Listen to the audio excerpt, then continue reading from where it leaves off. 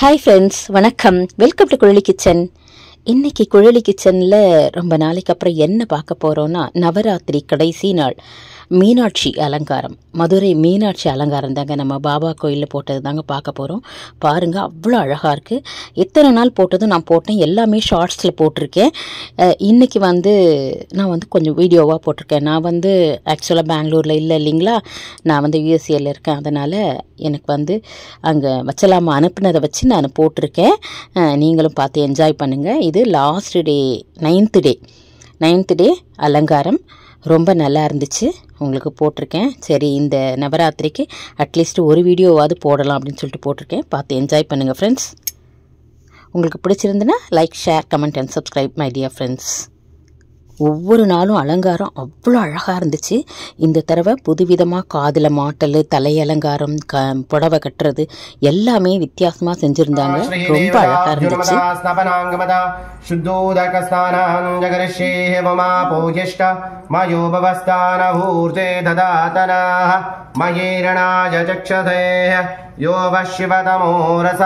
तस्य बाधेते अनाभुषतेरिव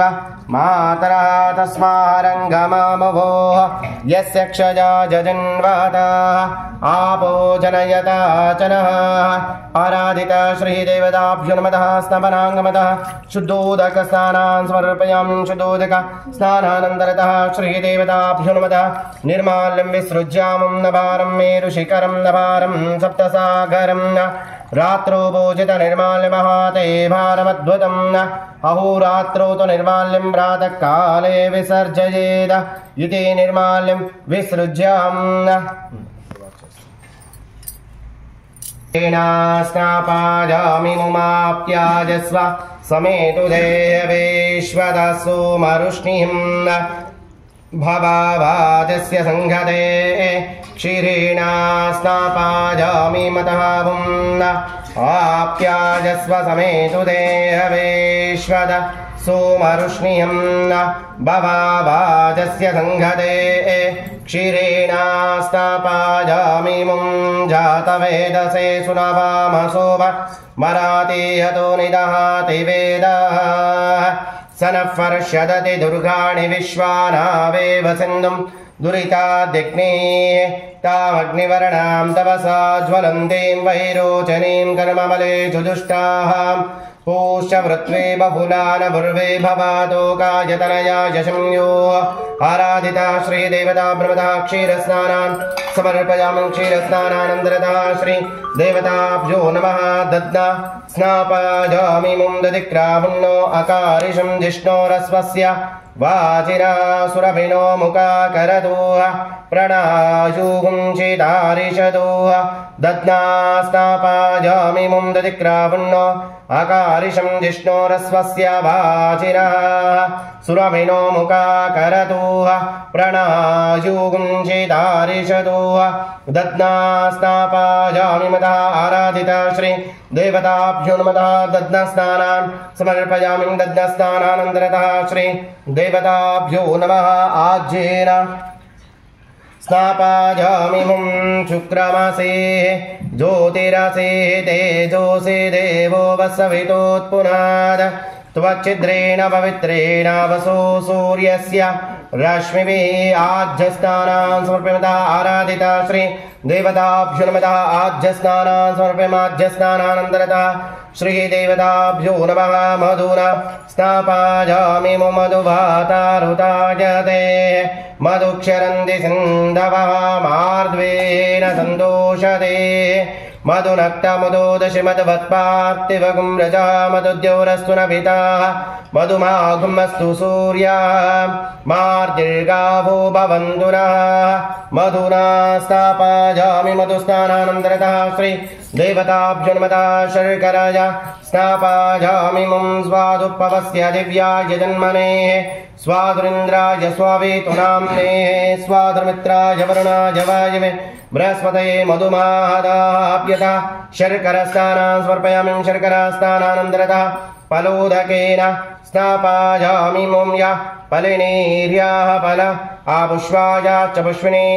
बृहस्पति प्रसूतास्तानो मुञ्चन् भगुमसः आराधिता श्रीदेवताभ्यो नमः फलपञ्चामृत अभिषेकस्नानां च करिष्यति सङ्कल्प्यामुन्न अतः फलोदकेन स्नापयामि मुं यः फलिनीर्याः फल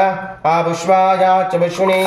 बृहस्पति प्रसूतास्तानो मुञ्चन् भगुमसः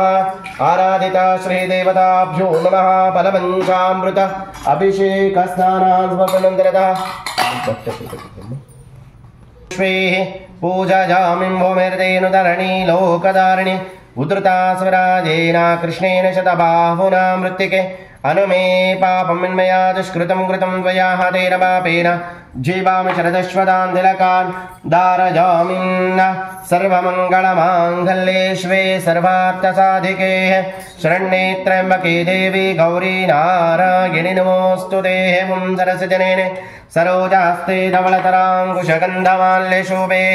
भगवति हरिवल्लभे मनोज्ञे त्रिभुवनभूतिकरि प्रसीदमश्यम महालक्ष्मी च विद्महे विष्णुपत्नी च धीमहि तन्नो महालक्ष्मी प्रचोदयात् ब्रह्मपत्नी च विद्महे पुस्तकधराजै धीमहि तन्नो वाणी प्रचोदयात् कात्यायनाय विद्महे कन्याकुमारी धीमहि तन्नो दुर्गे प्रचोदयात् तथा आराधिता श्रीदेवताभ्यो नमः पुष्पमालिकां धारयामि नन्दरतानन्दा दिव्या सुमनसा परिमलाधूपमाग्रापयामि धूपानन्दरतः श्रीदेवताभ्यो नमः यत्किञ्च फलं निवेदयित्वाहं भूर्भुवस्वः तस्मृतमृतोव अमृतोवसनमते स्वं प्राणपानव्यान उदान समान ब्रह्मणे स्वामृतमृतोवामृतोवदानमसे स्वदा मध्य मध्ये अमृतपानं निवेदयानवेदनानन्दरतानन्दमङ्गल एकारतदीपान् सन्दर्शयामि रक्ष रक्षां धारयामि नमस्कृमतः मध्य मध्य अमृतपानं निवेदाय हिरण्यवर्णामरणिं सुवर्णरजतस्रजां चन्द्रां हिरण्मयीं लक्ष्मीं जातवेदो महावः त्वा महावः जातवेदो लक्ष्मीर्मनवगामिनीमेस्यामिरण्यविन्देयं गामश्वं पुरुषानहम् अश्वपूर्वामृतमध्याम् अस्तिनादप्रमोदिने श्रियं देवीमुपह्वये शीर्मा देवी जुषतां कां तोऽस्मितामिरण्यप्राकारां तृप्तां जलं दें तृप्तां दर्पयन्तीं पद्मे स्थितां पद्मवर्णां त्वामिवोप वये श्रीमहालक्ष्मी च विद्महे विष्णुपत्नी च धीमहि तन्नो महालक्ष्मी प्रचोदयातु हवं ब्रह्मपत्नी च विद्महे पुस्तकास्तायै धीमहि तन्नो वाणी प्रचोदयातु कात्यायनाय विद्महे कन्याकुमारी धीमहि तन्नो दुर्गे प्रचोदयात् तथा आराधिता श्री देवताभ्यो नमः फलपञ्चामृताभिषेकास्नानानन्तरतः गन्धोदक हरिद्रोदक स्नानान् समर्पणानन्तरतः श्री देवताभ्यो नमः पुष्पे पूजयामि योपां पुष्पं वेद पुष्यवान् प्रजावान् पशुमान् भवते यजेवं वेद योपामाज्ञतनं वेद आज्ञतनवान् भवति यतः पुष्पमालिकान् धारयामि पुष्पमालिकानन्तरतः आनन्दा दिव्या सुमनसा परिमला धूपमाग्रापयित्वा हवं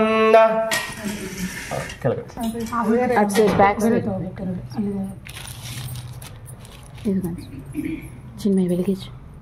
మూడు రెండినా మూడు వెలిగించరాదు నాలుగు వెలిగించరాదు 2 5 అలా వెలిగించాలి दिव्या सुमनसा परिमल धूपमाग्रापयित्वा हवं धूर्वसे धूर्वधूर्वन्नं दुरदं योऽस्मान् दुर्वते तन्दूर्वयं वयं धूर्वामस्वं देवानामसेतः श्रीदेवताभ्यो नमः आनन्दा दिव्या सुमनसा परिमल धूपमाग्राप नन्दरतः श्रीदेवताभ्यो नमः सत्यं दुरतेन अन्तरेऽपि तत्पादाम्बूर्व युगगता निश्चला भक्तिरस्तु निश्चला भक्तिरस्तु अपचारा प्रदेशेन कृतानहरर्मय अपचारानि मा सर्व మందాకిని సలిల చందన చర్చితాయ నందీశ్వర ప్రమదనాద మహేశ్వరాయ మందార బహుపుష్ప సుపూజితాయ తస్మై మకరాయ నమః శివాయ శివాయ గౌరీ వదనారవిందాయ సూర్యాయ దక్షధ్వరనాసకాయ శ్రీనీలకంఠాయ వృషధ్వజాయ तस्मै श्रीकाराय नमः शिवाय वसिष्ठ कुम्भोद्भवादि गौतमार्य मुनीन्द्रदेवार्चितशेखराय चन्द्रार्कवैश्वनरलोचनाय तस्मै वकाराय नमः शिवाय वेदाहमेतं नमस्तुवारे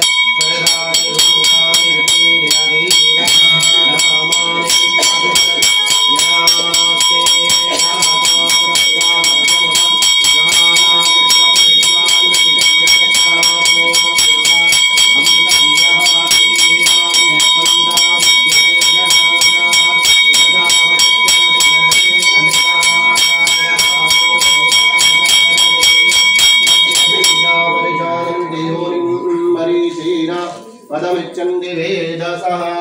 आराधिता श्रीदेवताभ्यो सनातनाय दिव्याय देवाय दिगम्बराय तस्मै यकाराय नमः शिवाय पञ्चाक्षरमिदं पुण्यं यापते शिवसन्निधौ शिवलोकमवाप्नोति दिवेन सह मोदते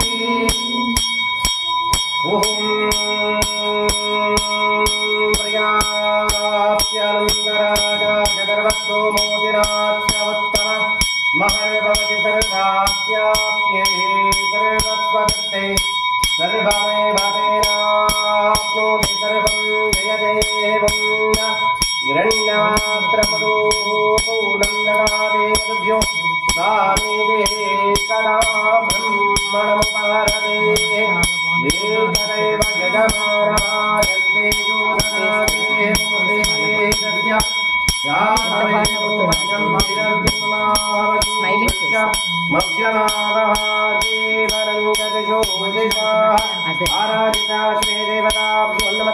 नक्षत्रारतिदीपा संदर्शयामि वृक्षरक्षा धारयामि नमस्करोमि లైటింగ్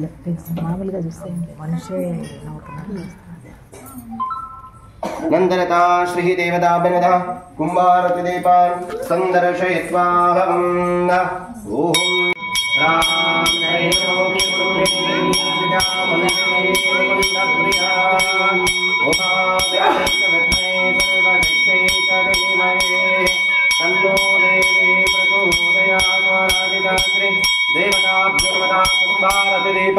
संदर्शयामि वृक्षरक्षा भगवदक्रम करिष्यामि भगवान् पवित्रमासु देवं पवित्रं तत्पादो पवित्रं तत्पादोदकं पवित्रमं दशद सर्वं हरि अखिलाण्डकोटि ब्रह्माण्ड नायके आराधिता श्री दुर्गा रूपेण ललित रूपेण श्री दुर्गा अथा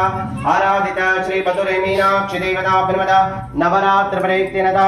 नवमदिनेन संध्याकालेन यथाशक्ति ध्यानावाहन आराधन षोडशोपचार पूजान् समर्पयामि नन्दनता श्रीदेवता ब्रह्मदा आनन्दमङ्गल जयकारतदीपान् सन्दर्शयित्वाहं साङ्ग्रहणेष्य यजते यजिमां जनताहुं सङ्गृह्णानीति द्वादश रत्नेरचना भवते द्वादश मासाः संवत्सरः संवत्सरमेवावृन्दे मौञ्जे भवते ऊर्ध्वे मुञ्जावूर्ध्वमेवावृन्दे